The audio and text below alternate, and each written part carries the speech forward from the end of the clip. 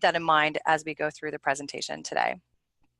So I also am joined today by my esteemed colleagues, Jeffrey Burns and Taylor Laporte, who are some of our customer success engineers who really know how to do schema markup strategies in their sleep. I'm also honored to be joined by my co-founder and the creator of Schema App, Mark Van Berkel, who is another resident expert who will be jumping into Q&A to answer any questions you have. So a question comes up anytime throughout the presentation. You'll see if you actually look at the Zoom, there's a Q&A button.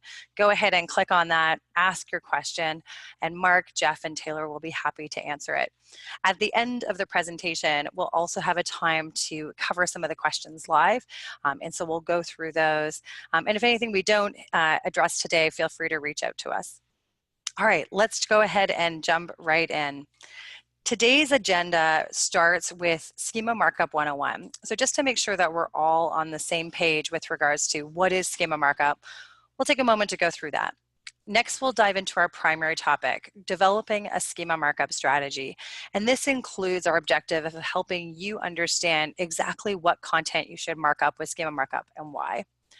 Then we'll cover two other topics lightly, and we'll delve into these, I think, in future webinars. The first is around connecting content. So how do you actually make sure that things are really understood and how they relate to one another?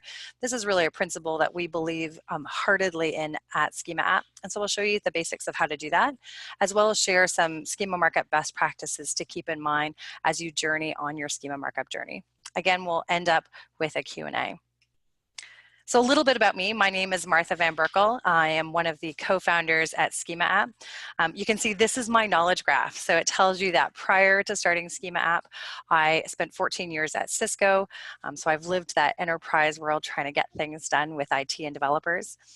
My education is from Queen's University and MIT, so I do have a background that's very technical in mathematics and engineering, but my passion is really around strategy and innovation. So talking about schema markup strategy is something I love to do.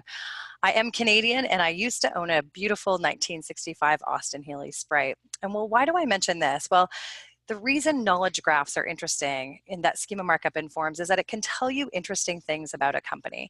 And in my case, my Austin Healey that I used to drive was actually a star in the movie Losing Chase that was directed by Kevin Bacon. And so anyone who plays the game of 6 degrees to Kevin Bacon will realize that I'm actually 2 degrees from Kevin Bacon, making you 3 degrees from Kevin Bacon, and hopefully helping you win that game in the future. So a little bit about me and my knowledge graph, but also to make the point that when you connect your information, you can learn interesting things that we can learn, but so can the robots and search engines. So let's jump into Schema Markup 101. Schema markup, also known as structured data, we use those terms interchangeably. And schema markup is really a vocabulary defined at schema.org. And this vocabulary isn't new. It was created by Google, Yahoo, Bing, and Yandex all the way back in 2011. And there's really 800 different definitions of things or classes, and I'll go into a bit more detail there. And schema markup is really translating your content into a standard vocabulary, just like you would translate something from English to French. We're going to use schema markup to really translate into the language of search engines. And as you may know, when you translate it, it actually helps the search engines explicitly understand or truly understand the meaning of what that content is and how it relates to other things on your website or on the web. Now, within schema.org, there's these things called classes. Now, classes are really what we define as like the thing. So you've probably heard of organization, person, creative work, event, article. And then there's properties that we use to define these classes. So for example, the person would have a name. And then there's also these things called subclasses. So on the right-hand side, you'll actually see the tree that we have in Schema App because I think it helps you visually understand, thing is the most generic.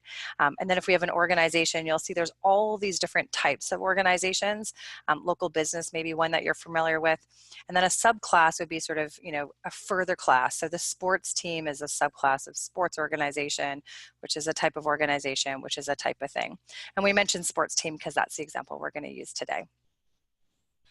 If you go to schema.org, it does read a little bit like a dictionary in a foreign language, and part of it is just getting familiar on where things are described. So the class that we were just talking about here is a coffee or coffee shop, and then you can see the thing, organization, local business, food established, coffee shop. So that's sort of how you can see how they're related within schema.org. And then here you can see the properties are listed on the left-hand side. And these properties are really, think of the ways that you can describe the class and the way that you're going to get into the details about the content. So that's schema.org. What you're likely most familiar with is that Google has these features. There's about 28 of them, and they're constantly evolving, that are features that you can get rich results in search if you add structured data for those specific classes. So you'll notice here, article, breadcrumb, book, these actually all exist within schema.org. And so we'll talk a little bit about these features and how they play a role in developing your schema markup strategy. Now, the reason why people know the features is because when you adopt those features and add the structured data for those things, you get results in search. And so these, again, are constantly evolving. Some of these, you can see we have the ratings, aggregate ratings, as well as the price for a product, or perhaps the corporate contact information on the right for Starbucks. And recently, actually, Bill Slawski published an article that was reviewing one of the Google patents that said that answers in search, or what we call feature snippets, are also informed by unstructured and structured data. Here's an old one from Hunch Manifest, which is the name of our company, and an infographic about what is semantic search marketing, which is really the basis of what we're talking about today. But most importantly, just like my knowledge graph tells a story about who I am, your schema markup actually connects to tell a story about the business or the website that you're in. And when you understand these pieces, it can actually drive amazing results. And from our work with enterprise clients on a very broad range, we're seeing the impact not only in impressions and click-through rate, but actually through the entire customer journey, including rank. There was an article this week that said, it's unconclusive whether structured data or schema markup impacts rank. We are actually seeing it impact rank for our clients. And we're actually seeing it not just impact people spending time on the page, but also whatever that conversion is, ideally resulting in higher revenue. So the reason we do schema markup is to really drive business and people to our business, because it's then understood. So what I thought I'd do as we get into the schema markup strategy is to talk a little bit about the schema markup process. Now, most people think you do schema markup once, you're done, excellent, go drink a coffee. But in fact, your strategy is just the beginning of this cyclical cycle of trying to both create your schema markup, deploy it, maintain it, and then use it in order to add more value to your business. Today, we're going to focus our conversation on the top square where we began at strategy. What schema markup should you do? But Schema app, we really are passionate about automating and reusing everything across the entire process through authoring, deployment, maintenance, reporting, analytics, and then eventually recommending strategy. And if you do a knowledge graph properly with your schema markup, you can also reuse that graph to accelerate other initiatives, but that's for another day and another conversation. What is a schema markup strategy? I thought I'd start here so that we're all on the same page as we go through the process. So I like to think of the schema markup strategy as figuring out what content for a business needs to be understood by search engines or other bots in order to achieve your business goals. Notice the word business is really central here. We're going to start with the first step of the schema markup strategy, not talking about Google features, not talking about search metrics, but in talking about the business, because it's really sort of driving those business goals that makes this both interesting and worth the investment. The other piece that I want you to remember is that schema markup strategy and content strategy are really tied at the hip. They both inform each other and themselves have a cycle. So listen as I go through this process for where I call out the opportunity to say, oh, look, this is where schema markups influencing the type of content you need to add or change on the website, or the reverse, where the content's actually driving the schema markup strategy. So what you're seeing here is actually the 5 steps of the grid we're going to use in order to develop a process. Now, I like to believe you could do this on a back of an envelope. I don't know if anyone ever gets mail anymore, so think of it maybe on a back of a flyer or a back of a piece of paper that you have. But the idea here is that it shouldn't be complicated. It shouldn't be a 12-page document explaining why you do it, but instead something that you can sit down with a business leader to talk about, what is it about the business that you're trying to drive engagement with, conversion to, or help be found and understood in order to drive their goals. So we're going to walk through, how you identify the key business concepts that need to be found and understood. What is it? And we're going to kind of, how do you translate that into schema.org? Where does it exist on the website, or where does it not exist? Again, informed strategy. How does it align to Google features? And then finally, what's the ease of implementation? And really the goal at the end of this is that we can help you prioritize the type of content that you should optimize with Schema Markup in order to get the best results. All right, so let's jump in. Step 1, key business concepts. All right, so this is not where we sit down again and geek out on what is it about Schema Markup or a feature that we want, but let's instead ask the questions around what are the really important aspects of a business. Now, I'll tell you a story. I was looking at a website, a financial website recently, and I was looking through the different content on the site, and I was like, these are the 4 types of things that stand out based on the website. But then I asked, what is actually strategic for this business? Where do they want to grow this year? And they're like, oh, actually, we really want to drive people to our content, and we really want to drive people to this one type of financial product that we have. And it was so interesting because without that insight, we probably would have prioritized the content and the Schema Markup differently. So it really is that, what is about the business that's unique? What are they trying to sell, and to whom? How do they make money? Where are they seeing the most conversion today? What specific questions are their customers looking for or asking? Perhaps that's through customer service, through the sales team, or perhaps through chats or other forums outside. And the other one I love is what is the strategic focus for the business? Most businesses make a goal for the year on where they want to see that growth. And it tends to not be we just want to see growth, but instead we want to see growth in our enterprise sales for this specific type of product, or we're going to do a big focus on this industry to try to drive that revenue. And so really in this first step, it's really about understanding what are those things, what are the key business things that are really important for the business to be found. Now, it's hockey playoff season, and we're a Canadian company. So we thought, who else should we use for an example but our own local hockey team that's just made it into our conference final, called the Guelph Storm. Now, what I love about this website is that it's not perfect, and there's lots of opportunities in it. But what it does give me is allows us to ask these questions with a hockey team. So hopefully some of you have a favorite sports team, so you can understand the type of things that they would want to be found or understood or engaged with in order to make money and to be successful. So we're going to go through this process for the Guelph Storm. So when we think about the key business concepts, the first is the Guelph Storm themselves, right? So they're a hockey team. They recruit players. So their players are sometimes who people know and why they follow them. They host these sporting events called hockey games, where they want to sell tickets in order to fill seats and make money and kind of get the crowd excited. They want to share their news. So for example, they just posted that they've recruited a Russian star to come and join the Guelph Storm this coming year. They also sell products so that parents like myself can spend their money to buy and dress their children in storm outfits. And then they also have really great alumni. And I happen to be a little biased on the Guelph Storm alumni because 2 of them are 2 big LA Kings. So Dustin Brown and Drew Doughty. So, when I found out they used to play for the Storm, I was really proud to be from Guelph. But what you can see is that you can see this isn't sort of a long sentences or long paragraphs, but what are some of those key things? And these are often on the website, right, under key headers. So you can see here, they have news and tickets and team and videos and community and fan zone.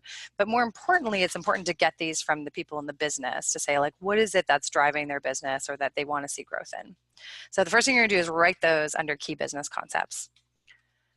Now we're going to go to step 2. Now step 2 is where we translate from real world into what is this in the words of schema.org. Now, Mark Van Berkel, the creator of Schema App, used to always say that the best people to do schema markup are philosophers, because they ask the question of, what is this thing? Well, you're going to do exactly the same thing for those concepts that you've described. And what we want to do is be as specific as possible. Let me give you an example. So if we look on the right, again, this is the tree out of Schema App that shows sort of how all the schema.org classes relate to one another. Now in Schema App, I can just search for sports team, or you can go to schema.org and search for sports and see what comes up. But what you can see here is, I know it's an organization, and then, oh, look, they have a sports organization, but even under sports organization, they have something called a sports team. So a sports team is the most specific way that we can describe the Guelph Storm. The same will go in the example as we talk about a hockey game. It's not just an event, but it's actually a sporting event. So you want to get used to not just asking what's the generic piece, such as organization, but getting really specific about what type of organization it is. And so what we're going to do in this next step is really take all those key business concepts and try to translate them into how is that described within schema.org. Now, there is also a page on schema.org that has all the list of all the classes, so it's perhaps easier visually to kind of see it. Or again, if you're using Schema App, you can use our tree. The other thing that you may want to do here is look at the actual content of the page to inform your decision. When we were looking at the Guelph Storm, we were looking at, let's say, our sponsorships page. We were like, well, what is it? Is a sponsorship? Is it a product we're selling? But in fact, on the sponsorships page, they had more of just a contact form. And so perhaps a buy action or an action of Schema Markup would have been more appropriate. So as you go through this, you want to actually look at the content on the page, because that might also inform the decision on what it is, or perhaps maybe make a recommendation for a content change that you want to have on that page. Again, where Schema Markup and that content strategy really play key. So what we've done for our Guelph Storm hockey team here is to say, the Guelph Storm is a sports team, so really specific. The players are people or person is a schema.org piece. Hockey games are a sports event. Again, not the generic event, but as most specific as I can get. The tickets are indeed a product. The news, here there is news article or blog posting. They're mostly blogs on their blog and not necessarily calling out specific events, as well as calling out merchandise. The products are merchandise and products, and then the alumni are also people. So again, the next thing you want to do here is just understand, well, what is this thing in the terms of schema.org? So here you're sort of doing that human translation into schema.org. Now, again, remember, if you have questions, feel free to post those in the Q&A. Taylor, Jeff, and Mark are standing by in order to make sure that you get your answers. All right, step 3. Where does this information reside on the website? I love this step, because often you'll actually go and talk to someone and say, well, what is that key thing that you're trying to sell or grow? And we were working with this one client that was in a very specialized area of science around titration. And it turned out they had 6 different pages that talked about the work that they do around this topic of titration. And so when we asked them, we were like, well, what one page do you want your customers to go to in order to understand what you do around titration? And they didn't have a great answer. And so really one of the first things you want to do is understand, does a page exist that talks about this primary content? And if it doesn't, you should create one, again, informing content. If it does, is there one specific page, or is the information perhaps in different places? And if it is in different places, again, it's an opportunity to say, does it make more sense to have one page that's best known for this business concept? And this makes sense, right? Search engines are trying to understand the customer's intent and match them with the most specific piece of information to help them get their answer. And so if you have that information spread across different pages, and so it's not absolutely clear exactly which page is the right one, then it makes it very difficult both for the user to get their answer, but also for the search engines to point them there. Now, this also means it'll come up in our best practices, is that when we do the schema markup, when you have one page that's known about that concept and you optimize it with just the schema markup for that concept, it'll be explicit and absolutely clear. So one of our best practices is to make sure not to put schema markup, the same schema markup on all pages, since that becomes then confusing about which page is indeed the right one. So let's go ahead and have a look at what this looks like for the Guelph Storm. So again, we went back to the Guelph Storm website and we're like, okay, the sports team primarily is spoken about on their homepage. The players are all listed under their roster page. The hockey games are on the schedule. Now, what's interesting about the Guelph Storm site is that their tickets go to a subdomain, tickets.guelphstorm.com. Their news is actually pulling in from WordPress for articles with or pages with the tag articles. Merchandise is actually going to a Shopify store that's again under an entirely different domain. And then the alumni are primarily under Storm Alumni. Now, when you go through the pages on the website, you'll perhaps then notice also if there's consistency in those pages. Are they actually using all the same template? Is it free-form information or is it structured in some way? Are there one of those version of those page or many? Are they on different platforms? So through the process of going through where this content resides on the site, you're not only going to understand if the content is, centralized, but also, where it actually lives with regards to a bit of the technology, which will help you when you're answering our fifth column around ease of implementation. You also might discover that it's not on the website. In that case, then it's an opportunity to create that content. All right, step 4, Google features. Now, I love that this is step 4 because most people, when I talk about, what are you doing for your schema markup strategy, this is where they start. Now, imagine we've gone through quite a lot of other discussion and discovery around what's important to the business prior to getting to the Google features. Now, the Google features are very important in that they help you be found in search. They help you stand out in search and have an influence on sort of getting more impressions and click-through rates. But it's not the only thing that you want understood because, Google only calls out this short list with regards to, the type of features that they offer. So if you're a service-based business, and let's say you work globally, so you have a central, corporation, and you don't have a local business and you're not selling products, you'd be like, actually, I shouldn't optimize anything with schema markup because Google doesn't have a feature for services. When in fact, there's robust schema markup to describe your service and the areas that you serve that will help you get found and understood more easily. So what we like to do in this step is first ask the question of what Google features do the key business concepts qualify for. So the content that you've already identified, do any of those qualify for any of these features? And if they do, what content do you need to either add or change in order to make sure that you're getting the most out of it?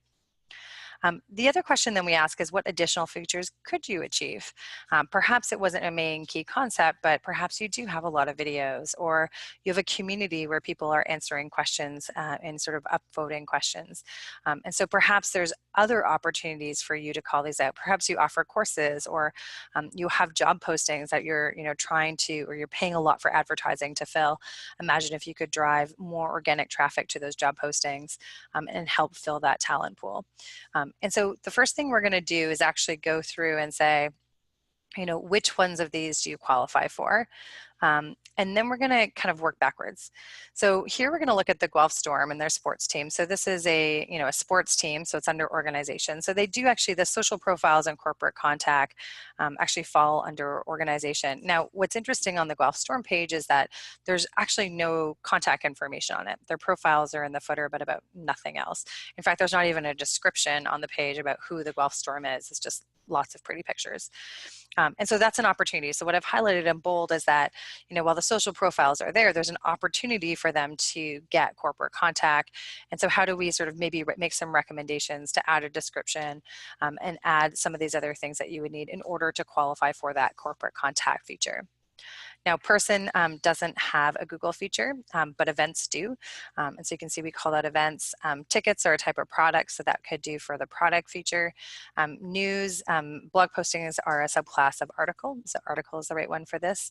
And then for merchandise, they can get products and then also reviews. But we noticed on Spike Sports Shop that they don't have reviews today. And so again, we kind of called this out as an opportunity for them to collect reviews because that would further enhance how they show up in search and therefore help them drive more organic traffic to those products and ideally convert those to sales.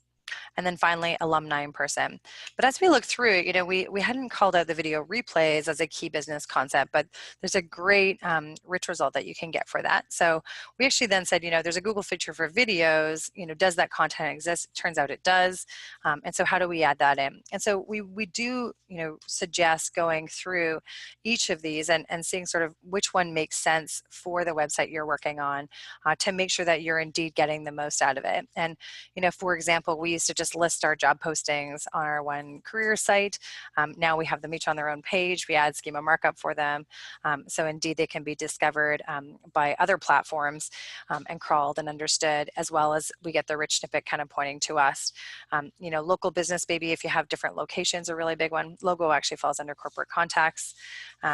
Product QA page, recipes, review snippets. This used to show up a lot under articles. They've actually removed that recommendation there today. And then some of these ones that have these kind of test tubes next to them are in beta. But these are constantly changing. There's a great article in SEO Skeptic that you can see sort of schema markup changes, and we can tweet those out after this if you're interested in following those. So after you look at the Google features, you have a comprehensive list, not of just the things that are important for the business, and maybe you've informed content changes as a result of the things that you want to be found for, but perhaps you've also added additional things to your list that you can qualify for those rich results for. All right, everyone still with me? We're coming to the last step. So as we said earlier, schema markup is an iterative process. It really goes through those stages of being able to identify what's important, deploying them, maintaining them. Like I said, Google changes their recommendations and adds new ones on a regular basis. And most businesses are also changing, sort of adding additional content, changing their websites, adding new services, new products, etc.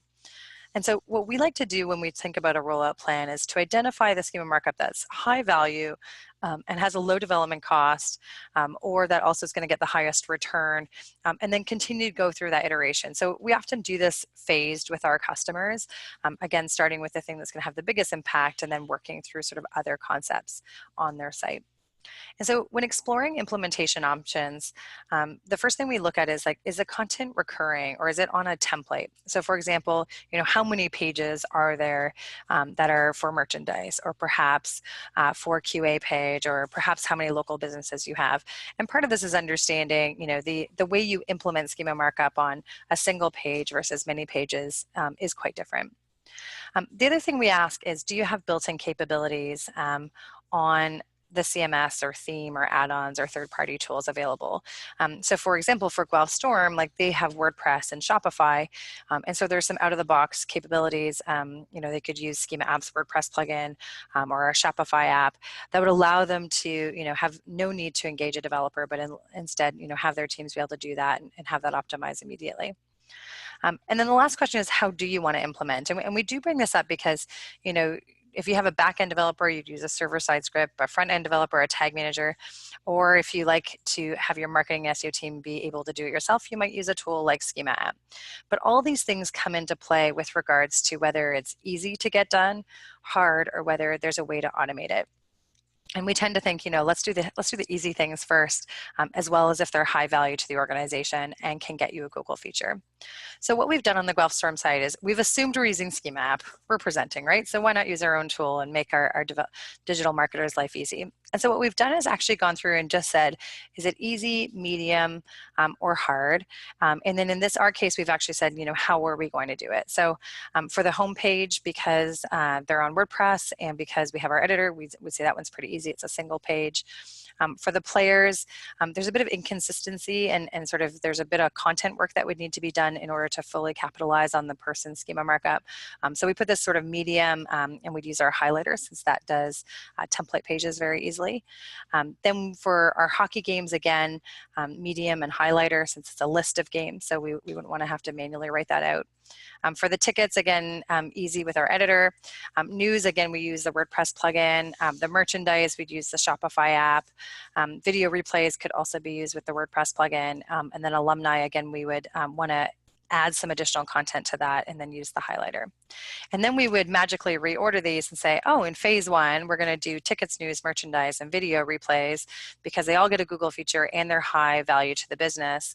And some of these have multiple different, there's lots of content here. And then in phase two, that would give us time to add that additional content we want to do to really get the most out of the markup. And then we go ahead and use the Schema highlighter in order to do those pieces. And so this really gives you your Schema markup strategy, informed by the business, right?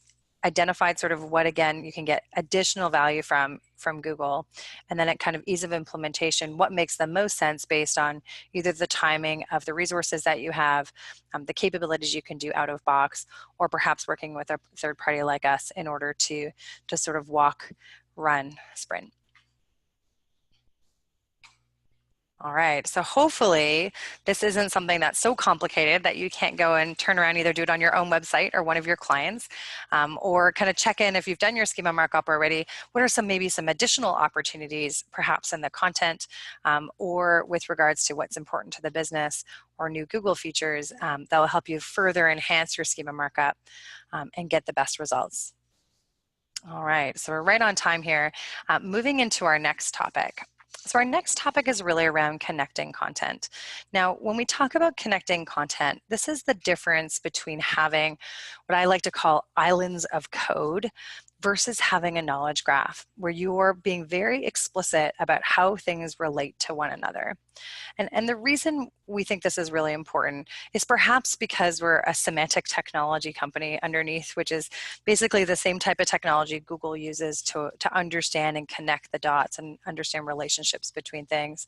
But perhaps it's also because we really see that when schema.org was created as a vocabulary, the intent was to explain how these things are related. And I'm going to give you some examples so where you see that already in sort of even Google's features, and then some best practices and some tools to help you do what I call proper schema markup that's really nicely connected and then appropriately tells your story. So for each content type, what we want to do is ask, how does this thing relate to one another? So let's keep in the theme of our Guelph Storm website. So for example, we have a blog posting. I was saying how they had a recent blog posting about acquiring this new player from Russia that's going to be joining our team. And so the blog posting could use the property about to say that the blog posting is about the sports organization, so Guelph Storm, or perhaps about the person that they just joined, or our team lost 3 games and then came back to win 4. So perhaps the blog posting would be about that sports event or those specific games. And so again, the blog posting is being connected to those things that it's about. A video object could also be about a sports event. So if it's a video replay, the video object perhaps would be about that specific video object or about that specific, not video, but about the specific sports event. The sports event could also be organized by a sports organization. So the hockey game is organized by the Guelph Storm, would be how you sort of connect those two. And then you see this a lot around, products. And we often get asked, like, how do you connect a product back to the company? Because the product itself can't be connected. There's no way that those things relate. However, you can identify using our tool, the Schema Paths, which I'll show you an example, which is available for free on the website, to figure out how these things are connected. So it turns out a product has an offering, and that's the price. So think of offer as just, has a property price. So that's how you make sure that the product has a price. And the sports organization can make an offer. So the sports organization, so Guelph Storm can offer the price of an item offered, which is a toque or a woolly hat that I'm going to show you, which then relates it there. So this gets really complicated, and especially when you try to manually figure this out. And so I was looking back in our blog, and I think it was in 2015, Mark created this tool because he got really tired of trying to figure this out in his head. And so he actually created a tool. If you Google Schema Paths, you'll see it again on our website. And it allows you to pick those 2 things. So when you fill out that column of what is this thing, here I have a local business and a video object. We're like, how do we create these things? I have this great video about my local business. and then it will come up with a way to relate them. So here the local business has subject of creative work, which video object inherits. So a local business is subject of, and then you can link to the video. And if you're a Schema App user, I know a lot of our clients signed up to join today. We sort of force you to do this when you use our Schema App editor, where we say like, oh, you need to connect this to something else. And that way then you build that beautiful graph that tells your story. So check out Schema Paths. It's a great way to sort of learn how to do this. And then ideally you're sort of using a generator or something like Schema App to create the code. And so let me show you what it looks like in the code, although we're not going to read the code, so don't worry. This is what I did sort of in prep for today in Schema App. So I went to Spikes Online. So this is what in Canada we call a toque. So a woolly hat for the Guelph storm, and it has very basic information. It has its name. Again, it's like actually some of the content on the page is actually white on white, so you can't read it. So feedback for the Guelph storm, Spikes Online, to make it a bit more readable. And so what we did is I went into Schema App and just created and say, well, it's a product. It has an image, and so it pulls the file and height and width, to tell me what the image is. So again, we're relating the image to an image object, connecting those. It has a price, and so I want to make sure that the offer is defined that says it's in stock, and that it has $29.99 Canadian available. And then it has, item offered, so it links that back to the product. And then it's of the brand. So I wanted to call out that the brand was the sports organization. The brand is indeed Guelph Storm. And what we did when we did this is that Guelph Storm also is defined. So here the sports organization is here, and we actually found a Wikipedia link about the Guelph Storm. So what a great way to connect the dots for Google by saying that, oh, this sports organization called Guelph Storm that we talk about here on guelphstorm.com is indeed the same organization as Guelph Storm defined in Wikipedia. And so this is us being explicit and very clear that saying, hey, Google, these are the same thing. Connect those dots. And so if anyone's looking for Guelph Storm, you can be sure that this is indeed the toque that's about the organization, but the organization that you have defined also in Wikipedia. And so this, what we call like embedded or connected schema markup, is really proper schema markup. And so whenever you're going through your strategy and you're actually starting to then go do the schema markup, you want to keep in mind thinking about like, how do I connect things together? So how do I connect it back to the primary organization? How do I connect it to topics or players or other key business concepts? And in a future webinar, we'll actually go into this topic with a lot more examples to help you understand how to do that properly. So the last thing I have on the agenda is to talk a little bit about best practices. Now, again, I'm not going to go into a ton of detail here, but if you leave with anything on a checklist, if you're doing this today or if you've already done it, what are some of the things that you should just keep in mind? So the first is use JSON-LD. So way back when we first started, Google only supported microdata, and Bing actually just caught up and started supporting JSON-LD more recently. So use JSON-LD. It is what is preferred by Google, and it makes a lot of sense. JSON-LD is where the code is in a block on the page versus being sort of threaded through the HTML on the page. And so if you're a robot, you can imagine it's a lot easier to digest like a big block of code versus having to go through an entire page. So it's more efficient for the search engines, for the bots, as well as also allows you as a marketer to see it more clearly. And like I was showing you in this example, it's not hard to read as it's sort of all in one block and be like, oh, I may not know what all the code means, but I can read the words. And here I'm describing a brand called a sports organization with these properties. The other one we talked about earlier is using the most specific class possible. And this is where we see, especially people who are using plugins that are maybe sort of generic plugins who will add organization markup on every page or organization markup just for everyone because that's what they've built in. You want to be really thoughtful about using the specific class. Again, this is maybe where Schema App's different. We have all 840 plus classes and all the properties, all the extensions and everything for schema.org and our tools.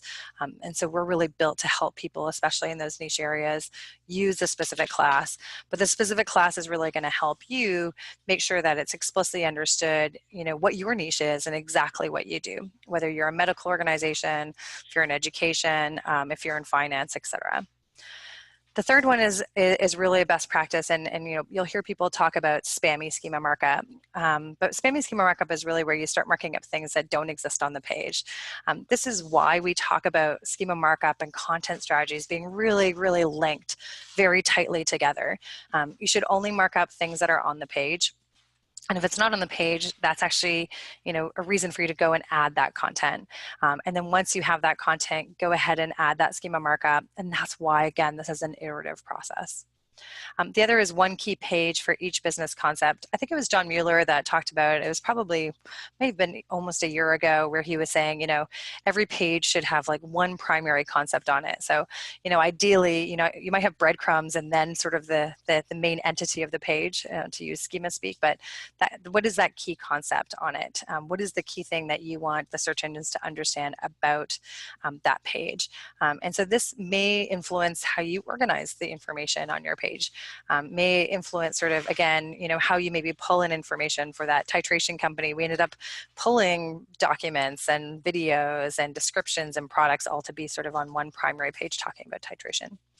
And then connect things in schema markup. So always be asking, how does this relate to other elements of the business or other things on the web? Which then kind of follows into my last one, which is relating things to Wikipedia or websites to define topics. Another one that we included in this one, which I didn't call out, but Guelph Storm is part of the Ontario Hockey League. So we were like member of Ontario Hockey League. Now here I've just used a URL, but I could also create a sports organization and add additional detail. What I'm telling the search engines here is go to the Ontario Hockey League and they'll provide you details about their organization. But again, I'm linking that together to be explicit about, which Guelph Storm are we talking about, and how do you understand how I relate to these other things on the web or on the website. So that's all the content I had for you today. What we're going to do now is go ahead and have a look at some of the question and answers. All right, sounds like there's a bunch in here. So let's go ahead and look at this one from Barry. So what do you do if the WordPress theme inserts microdata in addition to your JSON-LD, causing errors in the structured data testing tool? Well, there's actually a resource that the team here developed that helps you filter out microdata. It's available in GitHub, so we can go ahead and post that in. You can also use our Schema app plugin, and there's a checkbox that says remove microdata, and so that will help you clean it up as well.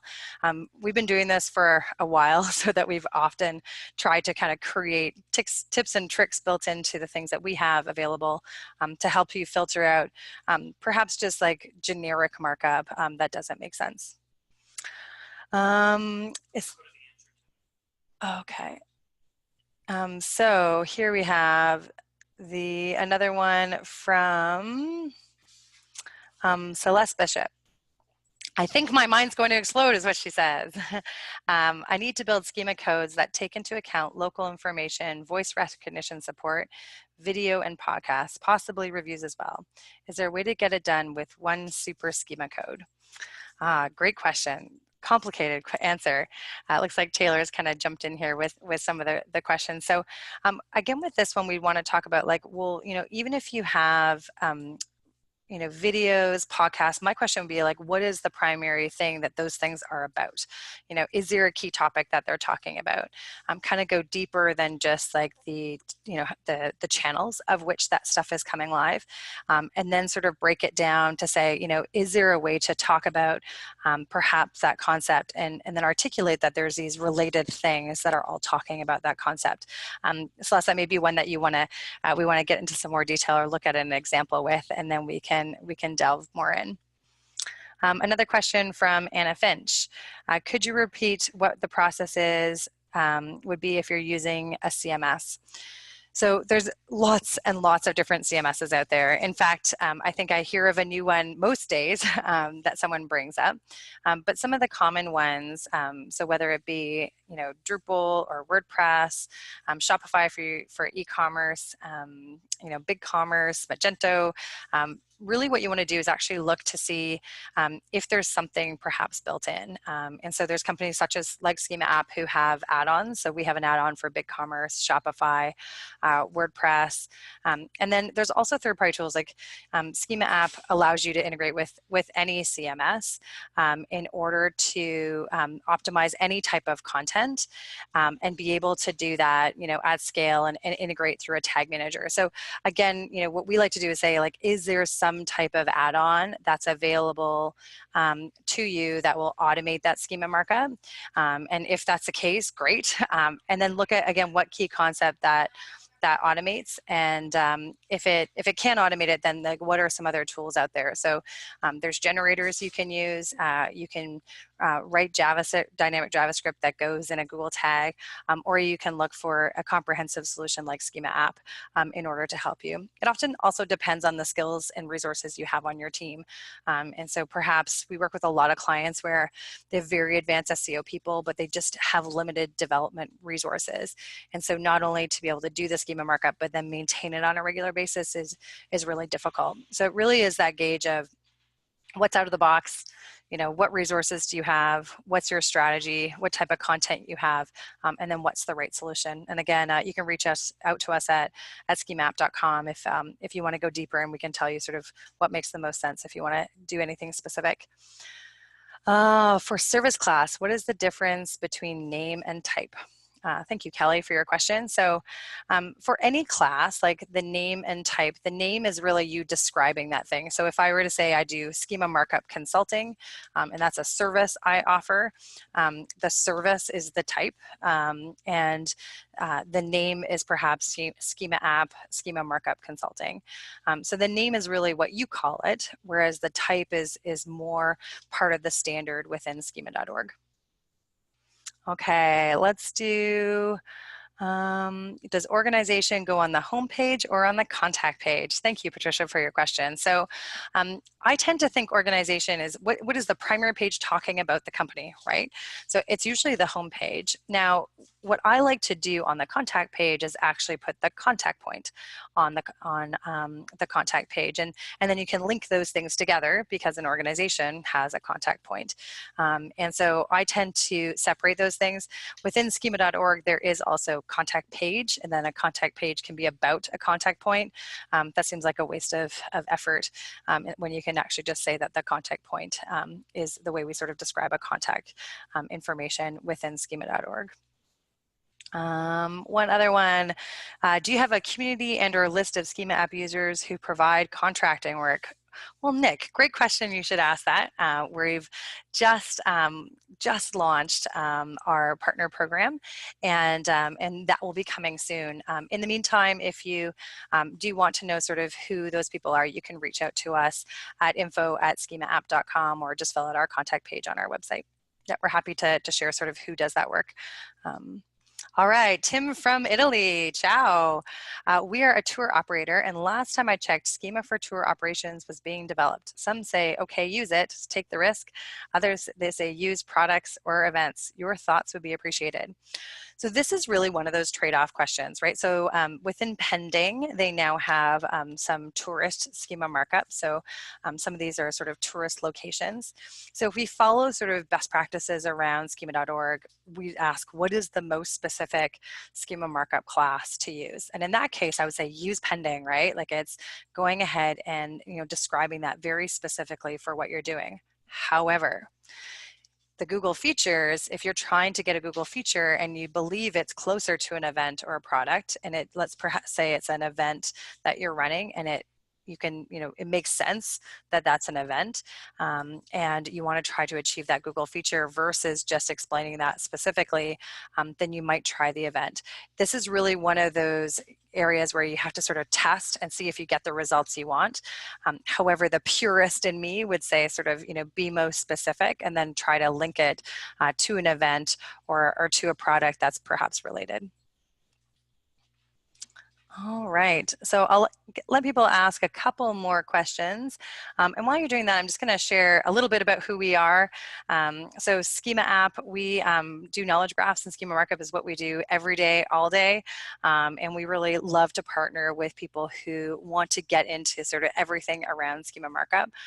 Our goal is to give you more time to drink coffee and less time having to write code and do Schema Markup.